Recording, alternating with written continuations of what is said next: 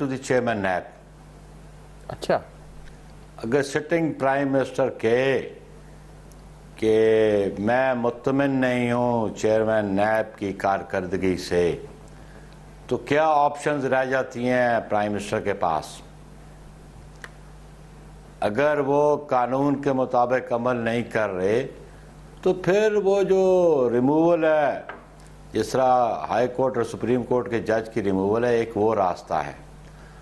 اور اس سے پہلے ابھی ٹینیور باقاعدہ موجود ہو چیئرمین نیب کی، اور اس قسم کی اوپن گفتگو، اس قسم کی پریس کانفرنس، یہ کیا میسج کنوے کر رہی ہے نیب کے چیئرمین کو؟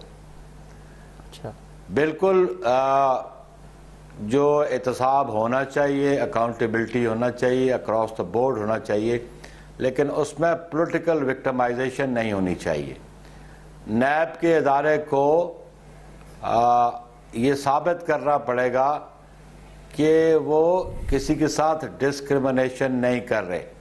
اچھا پاکستان پیپلز پارٹی ہمیشہ پہلے کہتی تھی کہ سندھ میں ان کا رول اور پالیسی اور ہے، پنجاب میں اور ہے، کے پی کے میں اور ہے.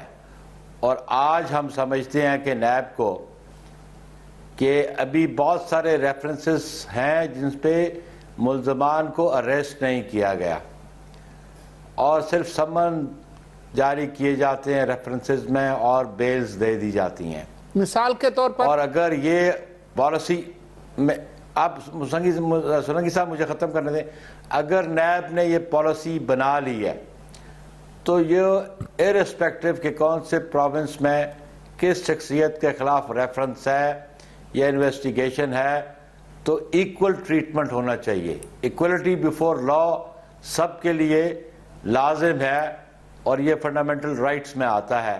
تو میں سمجھتا ہوں کہ اگر ان کے پاس سفیشینٹ مٹیریل تھا، کیونکہ مٹیریل تو ہم نے ایگزامن نہیں کیا، لیکن اس میں ایک عنصر یہ ضرور ہونا چاہیے کہ اس میں پولیٹیکل وکٹمائزیشن نہیں ہونی چاہیے.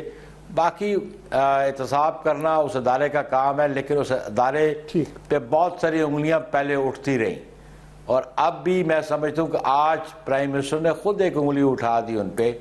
تو نیب کو، اس کے چیئرمین کو اپنے کارکردگی پہ، اپنے رویوں پہ، اپنی پرفارمنس پہ غور کرنا پڑے گا. ٹھیک ہے ٹھیک ہے. ڈاکٹر صاحب اب تو میں اس کا جواب دے دوں؟ جی میں اگر ڈاکٹر مصدق ملک صاحب سے بھی پوچھ سکوں پھر میں آپ کے پاس آتا ہوں. ڈاکٹر صاحب اب تو ایک ہی صف میں کھڑے ہو گئے محمود و ایاز. اب سندھ کا بھی وہی حال ہے، پنجاب کا بھی، تو پھر تو اکراس دا بورڈ احتساب ہو رہا ہے. تو آپ لوگ جو ہے وہ بقول وزیر اعظم صاحب کے نیلسن منڈیلا بننے کی کوشش کیوں کر رہے ہیں؟ دیکھیں ابھی ہمارے بھائی ابراہیم خان صاحب نے بڑی اچھی باتیں کی. حضرت عمر بن عبدالعزیز کے زمانے کا ذکر کیا. حضرت عمر بن عبدالعزیز کے زمانے میں NICL کا کیس نہیں ہوا تھا 22 ارب روپے کا، جس میں مونس الہی صاحب کا نام ہے. اگر آپ بھولتے ہیں تو اس وقت آپ کے اسپیکر جو آپ کی پارٹی کے جنہیں آپ نے سپورٹ کیا ان کے صاحبزادے ہیں. اور 2011 کا یہ کیس 11، آج 2018 ہے، ابھی انکوائری سے آگے نہیں جا سکا. چلیں اس کو چھوڑ دیجئے. ایک اور مقدمہ ہے، شاید آپ کو یاد ہو، اس کا نام ہے EOBI، 44 ارب روپے کا ہے. 44 ارب 2012 سے شروع ہوا ہے، ابھی تک انکوائری میں پھنسا ہے. اس میں ظفر گوندل، آپ شاید آپ کو نہ معلوم ہو کیونکہ یہ پیپلز پارٹی کے تھے، آپ بھولتے ہیں آپ کی پارٹی میں اب یہ شامل ہو چکے ہیں. یہ ظفر گوندل صاحب اس کے اندر ملوث ہیں. اس کے علاوہ آپ کے سینئر وزیر علیم خان صاحب جو ہیں وہ اس میں ملوث ہیں. یہ مقدمہ بھی حضرت عمر بن عبدالعزیز کے زمانے کا نہیں ہے. تیسرا مقدمہ ہے ایک بحریہ ٹاؤن کا، جس کے اندر تقریباً صرف 200 ارب روپے کا گھپلا ہوا ہے، اور سپریم کورٹ نے کہا کہ 45 دن میں ریفرنس اس کا دائر کیا جائے. ابھی تک کوئی ریفرنس ہمارے سامنے نہیں آیا. ہم نے تو صرف تعریفیں ملک صاحب کی سنی ہے ابھی تک ہر طرف سے. اس کے علاوہ ایک کیس ہے نندی پور کا 12 ارب روپے کا. اس کے اندر جناب کے وزیر جو ہیں ان کے اوپر استغاثہ دائر ہو چکا ہے، ریفرنس فائل ہو چکا ہے، انکوائری یا انویسٹیگیشن میں نہیں ہے. وہ اتار دیا آپ نے وزارت سے، ان کو اریسٹ کیوں نہیں کیا؟ اگر اپوزیشن لیڈر جو ہیں جن کی ابھی انویسٹیگیشن شروع ہوئی ہے، آپ کو خطرہ ہے کہ چلے جائیں گے یا ان کو پکڑنا ضروری ہے، تو جس کا استغاثہ دائر ہو گیا اس کو پکڑنا کیوں غیر ضروری ہے؟ اسی طرح اور فیڈرل امپلائی